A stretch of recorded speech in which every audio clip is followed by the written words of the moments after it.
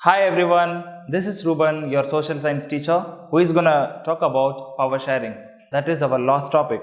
So we are all are talking about power sharing. So in the Civics chapter 1, power sharing is the very important chapter and at the same time the simplest chapter. So let us have a look on it, okay, how it is, okay, what it is all about. So let us understand in detail in this today's video. So we are talking about Belgium and Sri Lanka.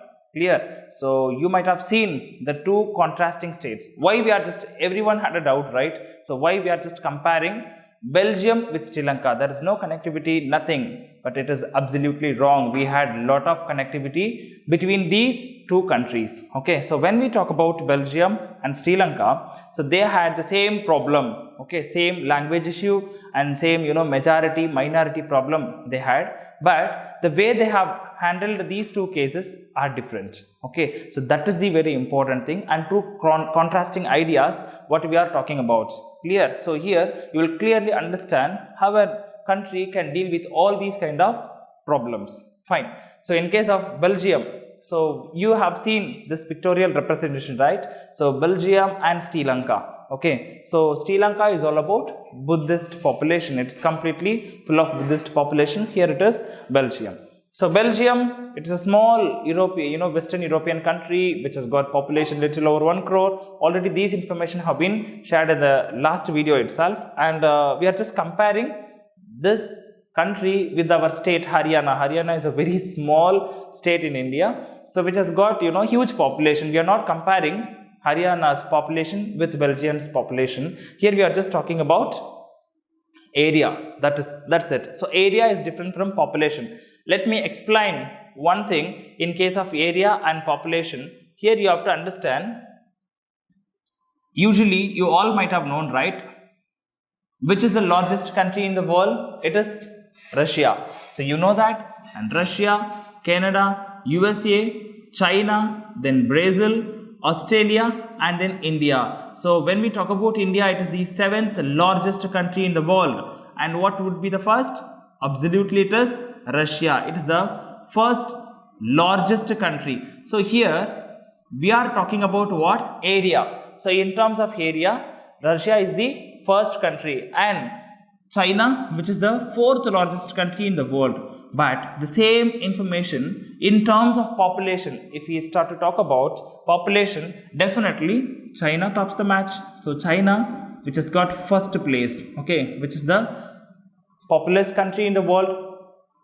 India, second place. Clear? Second populous country in the world. So Russia, of course, it is the largest country. It doesn't mean that which has got huge population. Clear? When we compare population with India and China, it is lesser actually. So I hope now we have got a clear understanding about size and the population. So both are different terms. Very good.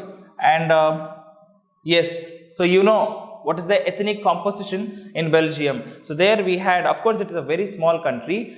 It has got the capital called Brussels. Okay, so Belgium's capital, and here also there were ethnicity, like ethnic is nothing but a group of people, that's it. That is all about ethnic. So 59% of Flemish and 40% of Wallonia, they are down, and in the center we have capital, and that side, okay, in the southern eastern part we have German speaking 1%.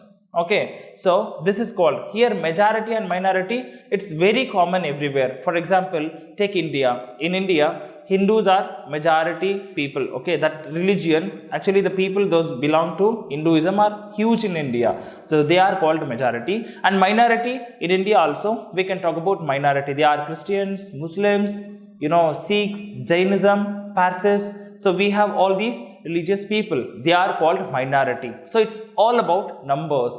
Okay, how many people are living there in a country. So depending upon the count, we will say majority and minority. So here, when we talk about majority, Dutch speakers, and minority, French speakers. Okay, so this is the criteria, and obviously if there are minority and majority, definitely there will be a fight between them. So okay, and in case of Sri Lanka, everything, population which has got somewhat huge population, island nation, and They have got diverse population. Similarly, when we compare with Belgium, they too, Sri Lanka also has diverse population called, Sinhala speakers, Tamil speakers, and both Sinhala and Tamil people, there are Christian. So here there are two different cases. It is about language speakers and also about religious people. Clear? So what are all the religions they had followed? Buddhism, Hinduism, Muslim, and then Christianity. Clear? So these are all the great diversification with Sri Lanka and Belgium. So here Sri Lankan Tamils, they are called native Tamils. Okay, they are born and brought up in the same country, but Indian Tamils are something different. Their forefathers have come from India as a plantation worker during colonial period. Fine. So two major social groups. So now you can finalize in Sri Lanka, there were only two major groups. They are Sinhala speakers and Tamil speakers. So obviously they had got a fantastic fight between both of them. So you will understand why. What is the reason? Because Sri Lanka had got, it is just a recapitulation, children. Clear? So we are going to see the rest of the topic. It is just a recapitulation. So Sri Lanka emerged as an independent state. They have got independence just after India in 1948, and they had followed majoritarianism. So now we are discussing only about Sri Lankan case. So they had followed majoritarianism. What do you mean by that? Majoritarianism, imposing the will of majority. So we are actually major in count, so we can implement whatever we want. Okay, that will be implemented, and whatever we say, that will be the rule. So similarly, they started discriminating, they started dominating the Sri Lankan people. Okay, so that means the majority Sinhala speakers dominated Tamil speakers. That is the point there. So in order to establish Sinhala supremacy, they thought that, okay, they wanted to rule the country. That country must be ruled by the Sinhalese, not by anybody else. Okay, that was the problem there. And in order to supporting, their well and wish, they had passed an act. Okay, they passed an act or enacted an act in 1956. So in 1956, they have introduced an act called Sinhala, only to recognize Sinhala as the language, thus disregarding Tamil. So they don't want to recognize Tamil as a language there in Sri Lanka. Okay, if it is Sri Lanka, only the Sinhala should be the language. That should be the official language. And moreover, it's not only about the language, also about the religion. Okay, they started to protect, they have passed an act, okay, new constitution they have done. They have just drafted a new constitution which will protect and foster Buddhism. So protection is all about giving, safeguarding, we can say, and foster is nothing but developing Buddhism. So this is how they have discriminated Tamil people in the Sri Lanka. Okay, in Sri Lanka.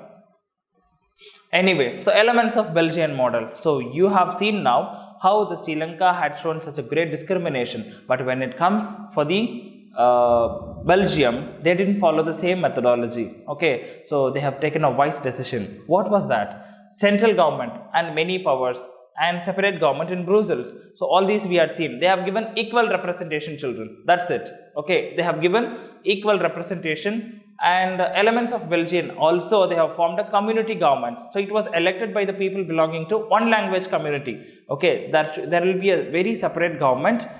If there is any problem, okay, so German, French, Dutch. So there were 3 language speakers in the country. So from all the language, they had, got this government called community government. Okay, if there is any problem within the community, if there is any problem with the language speaker, definitely this government will take action. Okay, it's all about community government in Belgium. What was the main motto? They wanted, the well-being of the people. That's it. Okay, they have respected others' feelings also, irrespective of their population level, irrespective of their majority or minority, whatever, irrespective of their count. They respected others' feelings in Belgium. That is the reason why they had no such kind of there was nothing like civil war. But in Sri Lanka, what had happened? So in Sri Lanka, they were ended up with the civil war. Okay, in Sri Lanka, they had civil war. One thing, after the independence, they had shown such a great steep in case of their development. Okay, they have developed like anything, and of course even now they are actually developing. They are in a good state of development when compared with India. So comparatively, they are higher than India in case of development. But due to that civil war, they had faced such a devastating effect in Sri Lanka. Okay, if there was no civil war, they would have been developed even more. Clear? That would be the fact actually, but still it was ended up with civil war. But Belgium didn't allow any of that thing. They didn't give chance for anything like that. They themselves drafted, changed their constitution for 4 times. Okay, they have amended their constitution. So children, here you have to understand what is called constitutional amendment. So constitutional amendment is nothing but making some changes with the constitution. So constitutional amendment. So constitutional amendment is nothing but making some changes. So in Belgium, they have amended their constitution for 4 times. That is to respect others. That is to respect the feeling of minority people. Okay, they don't want to lose anybody, including the German. Actually speaking, German is just 1%, but still they have respected them.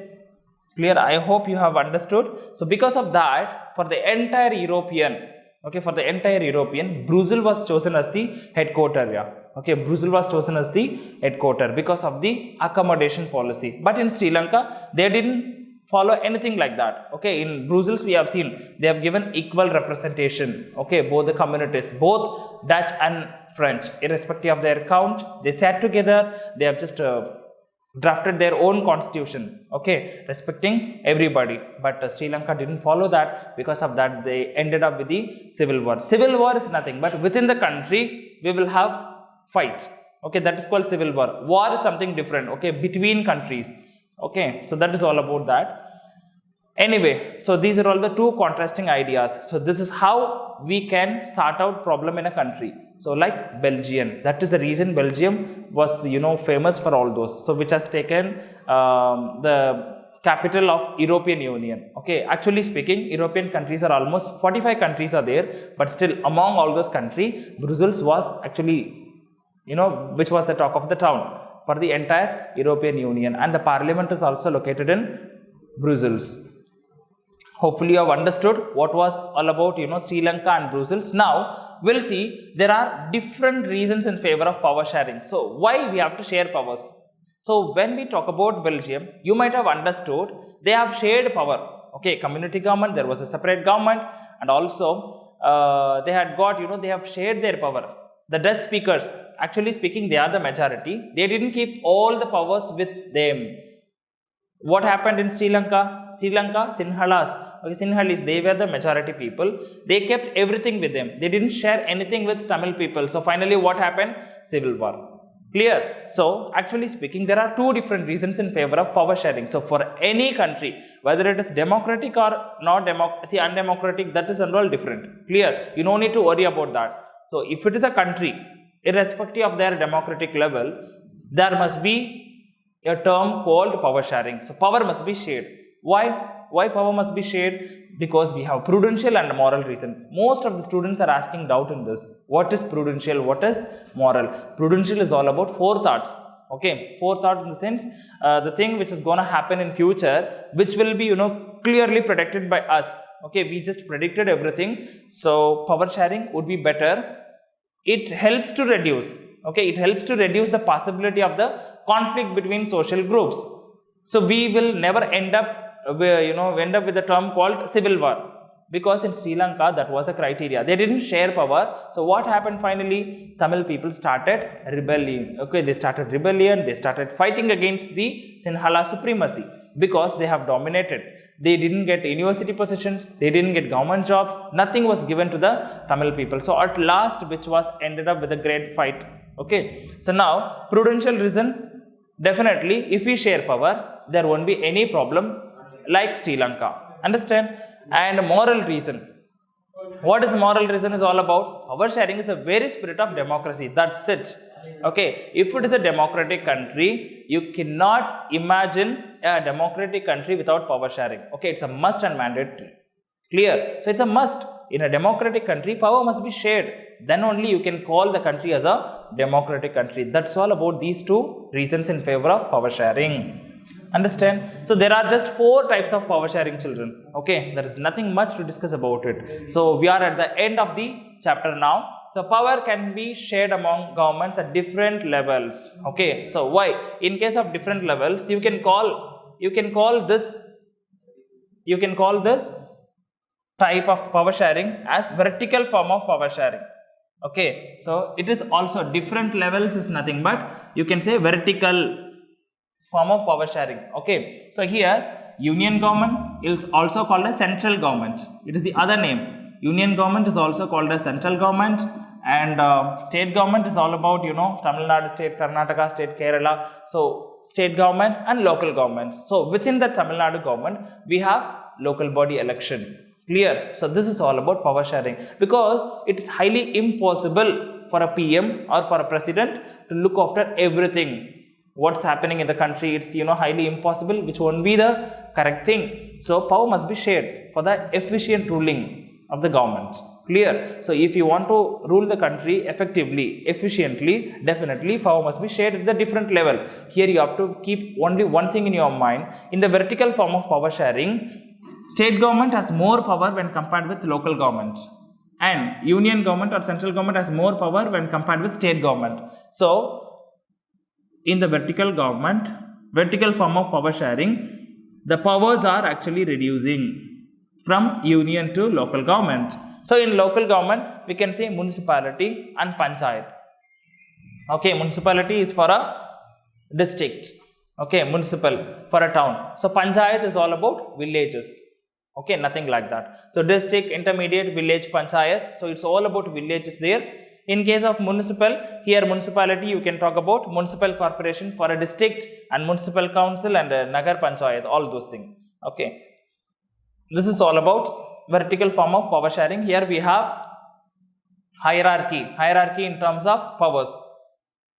Horizontal form of power sharing. Here power is shared among different organs of government, that is legislature, executive and judiciary. So it is also called as, if there is a word where we have discussed in the previous type, we had seen different level, in the sense that is vertical, different level. If it is different organ, we will call it as horizontal form of power sharing. So horizontal in the sense there is no ups and downs here. Okay, all the three organ have the same power. Okay, which is also called as checks and balance. Do you understand? Which is also called as checks and balance, because here these people cannot say I am the greatest, you are the great, nothing. There is no ups and downs here, all are at the same level. So that is called different organs of the government. So legislature is all about parliament, and our highly of ministers, we can say MPs, all about. Okay, and judiciary, it is all about Supreme Court. So judges, advocates, so they are just accompanied with those things. And executive, all CM, ministers, so they are called executive. Okay, governmental officers as well as politicians. So this is the types, these are all the different organs of the government. Okay, power is shared among all these levels. So all are at the same level. Nobody can say that I am just higher than you, nothing like that. Each and every organ will check others' function. Clear? They will be checking others' functionalities. Good.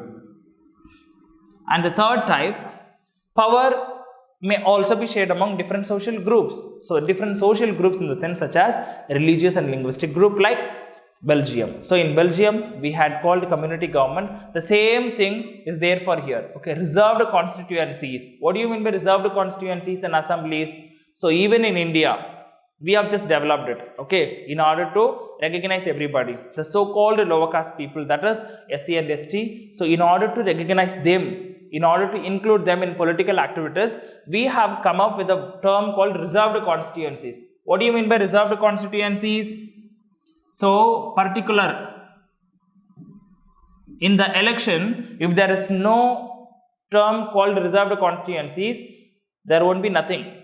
They cannot come up in political activities. Okay, once upon a time it was very severe, as you all know. So we have to, in India, they have recognized their, the so-called lower caste also. They have encouraged them to participate in election. Because of that, in that reserved constituencies, only the people belong to SC and ST can participate in the election, not anybody else.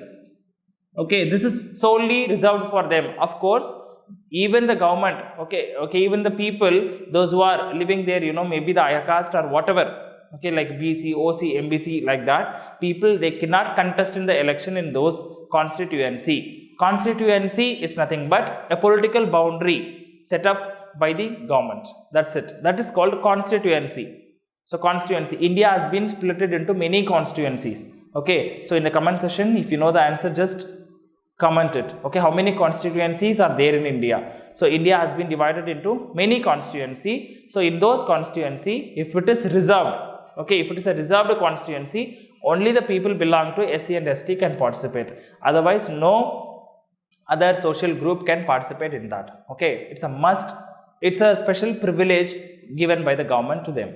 Understand? So that's all about this. Is how we have shared power. Like Belgium.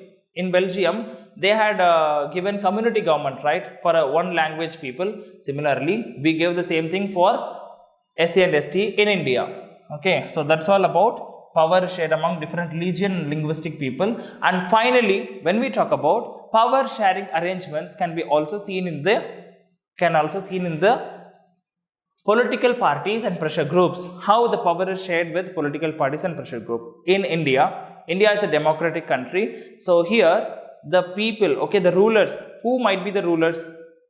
They should have been elected by the people. So it's all about democracy. Democracy is all about demos and kratia, which has taken from the Greek word. Okay, so demos means people and kratia means rule. So here the people should be the ruler. We have to decide who has to become the ruler and who will be having power and what are all the functions of the government. Everything is stipulated by the constitution. Okay, so it's all about, well-known factor here. How the power is shared among different social groups, that is nothing but coalition government. Here you have to understand only one point here. Okay, nothing much. So power is shared among different things. Coalition government is nothing but sharing can be direct when two or more political parties form an alliance to contest in elections. If their alliance is elected, they form coalition government. Okay, so coalition government is nothing but, okay, and thus share power in the coalition government. So the single party, if they are contesting an election and they are winning the election, so they are supposed to form the government. Okay, in a democracy, who is getting the majority of people's will, they should form the government. Okay, which is nothing but people's rule. Do you understand? Because we the people, we have elected them, so they should form the government.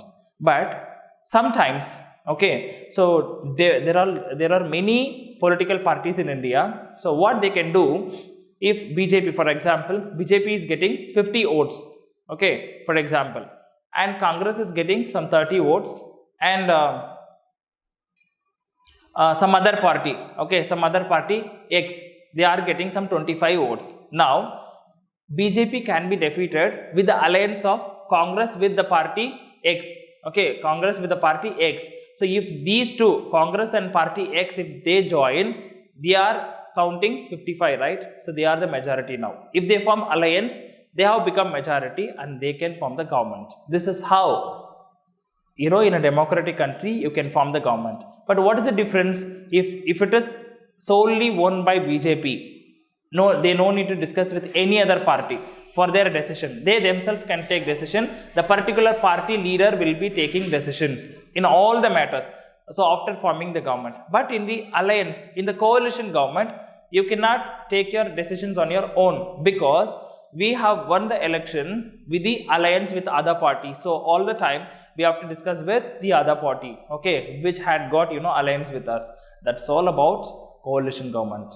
Okay, so that is actually which has become a trend nowadays, because people, they are not getting the great majority. Once upon a time during Indira Gandhi's period, she has got great majority, but not nowadays. Clear? So nowadays it has become a trend and all are just winning the elections with coalition government. That's all about today's class. Okay, so that's all about chapter 1 called power sharing. We'll discuss the remaining things, okay, remaining chapters one by one in the next video. So don't forget to like the video, share the video and subscribe the video. Thank you all. Bye.